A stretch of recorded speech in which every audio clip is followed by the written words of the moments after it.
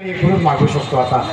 आता विश्वात्मके देवे येणे वागे तो शावे तो शोणी मद द्यावे फसाई दान जे खळाची व्यंकटी सांडो तया सत्कर्मी रती वारो होता परस्पर पडो मैत्र जीवांचे दुरितांचे तिमिर जावो विश्वाचा सूर्य पाहो जो जे वांचिल तो दिला हो प्राणीदास वर्षते सकळ मंगळी ईश्वर निष्ठेची मांदी आली अनवरत भूमंडळी भेट होत या भूता इंद्रमेजलांछन मार्तंड देता पहिन जे सदाई सज्जन सोयरे होतो किंबहुना सर्व सुखी पूर्ण होणे ती लोकी भजिते आदि पुरुषे अखंडित आदि ग्रंथोपजीवी विशेष लोकी की द्रष्टाद्रष्ट भोळा विजय एक मने श्री विश्वेश्वराव हा होईल दान धावा येणे वरे ज्ञान देव सुखिया धावा.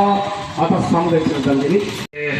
लाडके उपमुख्यमंत्री आदरणीय अजितदादा पवार यांचं परवा 28 तारखेला सकाळी 9:15 वाजता एका विमान अपघातात दुःखद निधन झालं. सगळ्या वक्त्यांनी सांगितलं की महाराष्ट्रातला आणि राजकारणातला दादा माणूस.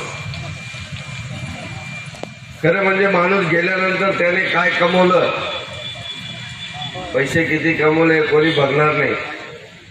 परंतु मी परवापासून बारामतीला होतो आणि कालचा तो जनसमुदाय आणि ते प्रत्येक माणूस ओसकाबोसकी रडत होता.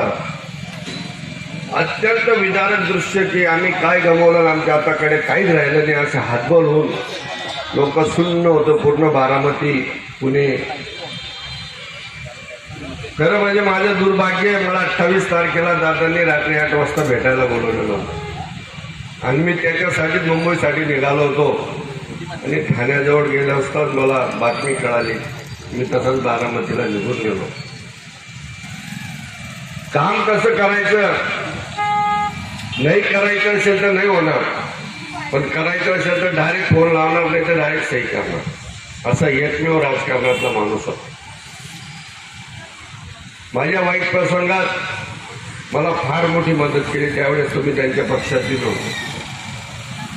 फार मोठी मदत या माणसाने केली आणि असा माणूस जाणं, परिवाराचं नुकसान झालं, बारामतीचं नुकसान झालं, पण महाराष्ट्राचं जे नुकसान झालंय ते कधीच भरून न निघणारं नुकसान झालेलं आहे. आणि असा मोठा माणूस